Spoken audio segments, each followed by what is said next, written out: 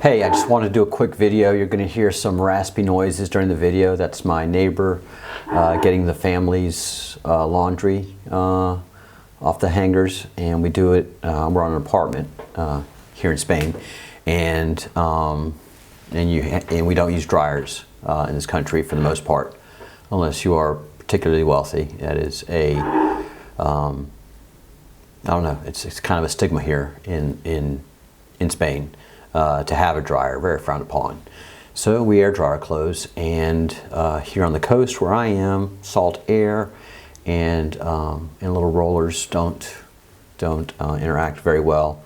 The little ball bearings get rusted very quickly and get very noisy. So it's just something you hear in small villages and well, throughout Spain. Anyway, so that explains that noise. I'm making a quick video because yesterday I got a burst in traffic, and I am not sure why, but thank you very much everybody who is coming to the channel, is new to the channel. Right now my focus of course is Comet Atlas and Comet Swan, and the fact that the blatant fact that they are going to be intersecting, and this is going to be quite an event, and it's a big event. And I know we have the virus going on, but virus doesn't stop science. And all the astronomers around the world must be, I don't know why they're so silent about this event, which is obviously a very magnificent event in its own right. I mean, we've just never had so many brilliant comets in the sky at once. That is one thing that is very peculiar. But second thing, we've never had comets crossing. And before, well, not before, the first news releases of Comet Atlas, it was standard NASA. This is going to be a great event. We're going to have all of the telescopes focused on these, and we're going to get some great science and produce some great photography and videos for you guys out there. And then everything went silent.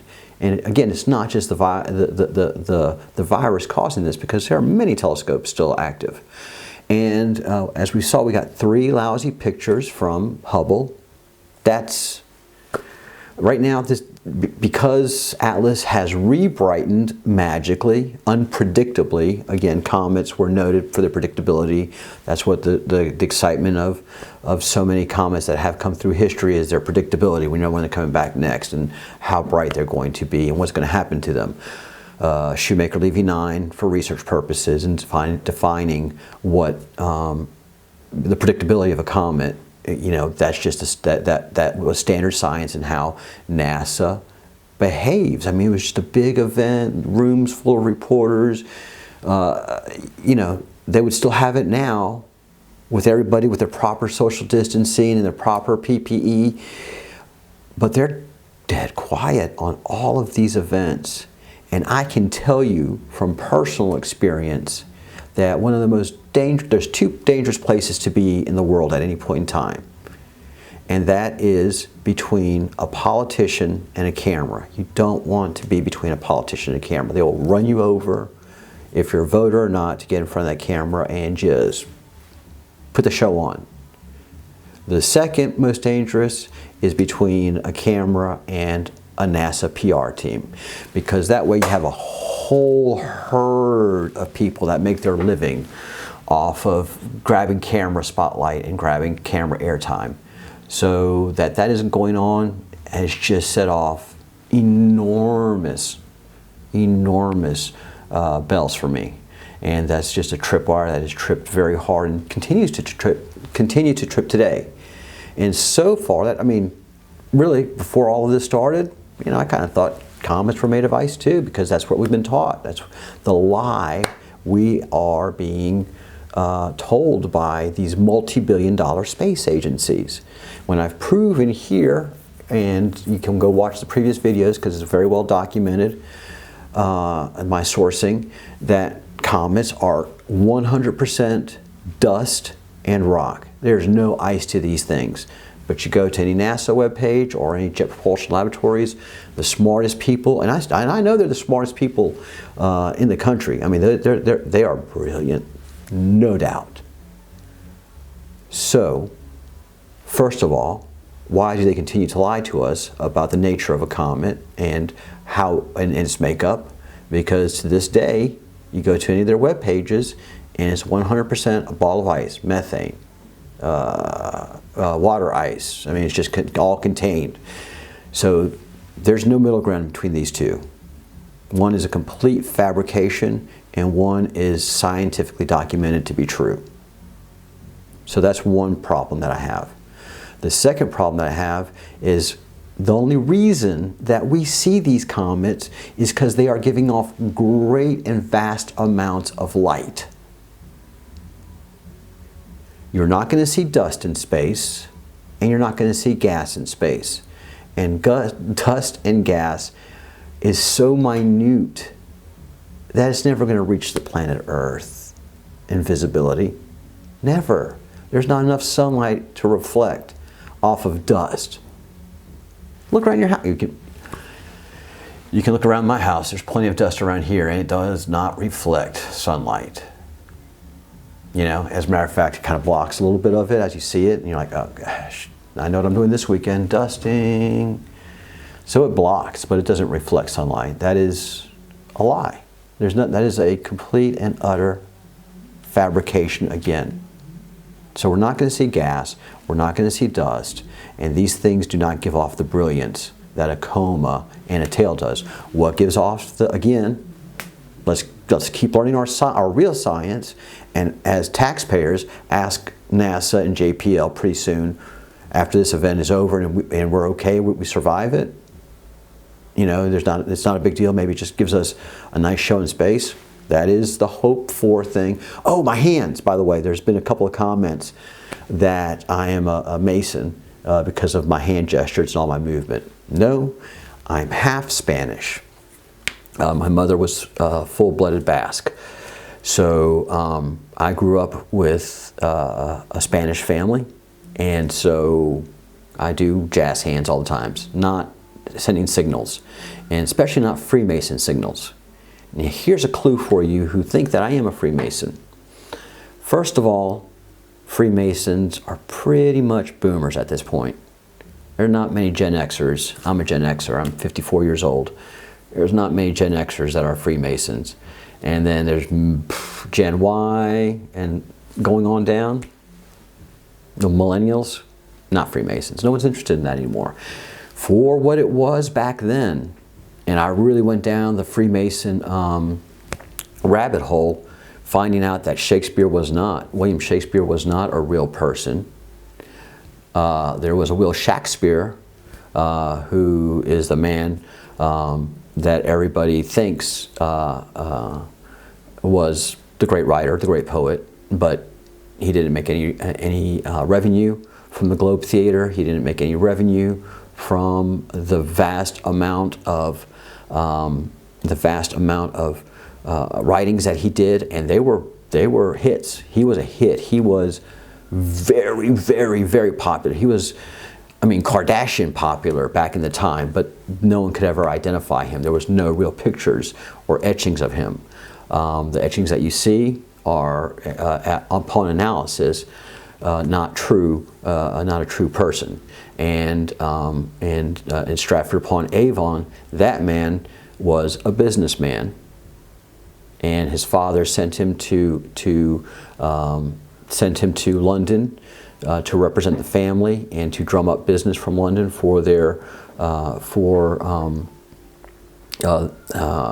business, and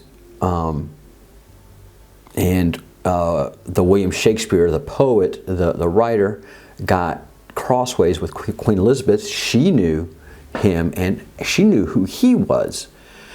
So when he died, there was no outpouring and mourning like all the great poets that did die back in their time. No one knew that this Will Shakespeare, which is enshrined in a church, there's no articles, no mourning, no notice of his death in any of the papers, especially in London. So that guy wasn't him. What happened to him is the wrong place, wrong time, the wrong name. The name William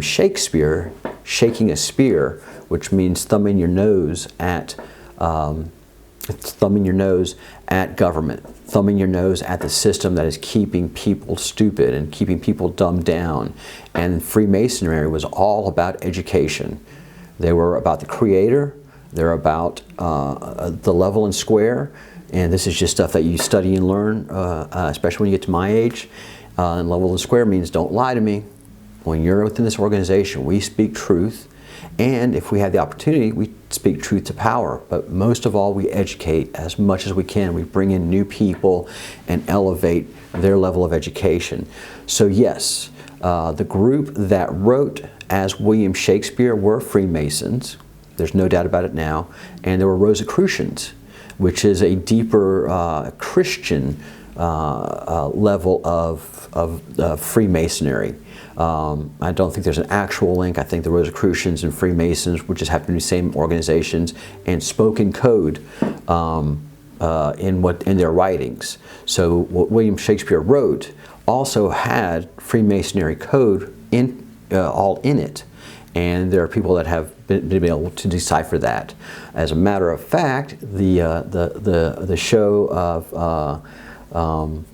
the island, Oak Island in Canada, is starting to pan out to be where the writings, which have never been found, of Shakespeare were actually buried. And it's a fabulous, fabulous treasure tale that has unfolded that so many people aren't aware of. But yes, the Freemasons were amazing. They tried to educate, and they did speak publicly through code. This is not code because boomers don't YouTube. So there isn't a boomer one that's going to watch this, really. In my age group, people, it's very few in their 60s and 70s watching this. So they're not going to rewind me. And if I had something to say to Freemasons, I'd text them, email them. It's no big deal. All right, so part of Freemasonry was to educate people because the government wasn't doing the job. The government was controlling people, controlling industry, controlling money, especially at the time of Queen Elizabeth when Shakespeare came on the scene and blew everybody away. His plays were played out in court, okay? So he was known to Queen Elizabeth and the court. I mean, he was a great writer, but it was a group of people that did the writing and were communicating so much in just so few words, such eloquence. So if you want to pursue that treasure tale, it's awesome. And I am doing something that William Shakespeare would be proud of, and I am speaking a truth that I see clearly, that the government is keeping us dumbed down and lying to us for whatever reason. And part of that thread is comets are not made of ice. And the people that are giving us analysis are giving us incorrect analysis because their fundamental belief and understanding of what a comet is incorrect. So the bigger thing is that we have two comets that are going to be intersecting in the northern hemisphere, and they are not telling us anything about it. There's just no PR campaign, and the government that's not trying to attract attention is a government that is hiding something. All right, so my subscriber count has gone, for me, up through the roof. I am very grateful. I know so many people have so many questions, so I'm going to do a test live this afternoon, and I'm not going to announce the time because I really don't know yet. But I'm just blown away by the subscriber count. And then I'm going to do a full-on live Friday tomorrow. And I'll give you the time, Eastern time, on that this evening as well. And I'll announce it tomorrow. So, thank you so much for following the channel. Thank you so much for helping me, so many people out there. And just keep the faith. Say good things, think good thoughts, do good deeds, and prepare yourself as much as possible for an EMP. Bye-bye, guys. Peace. Oh, how do I turn this thing off?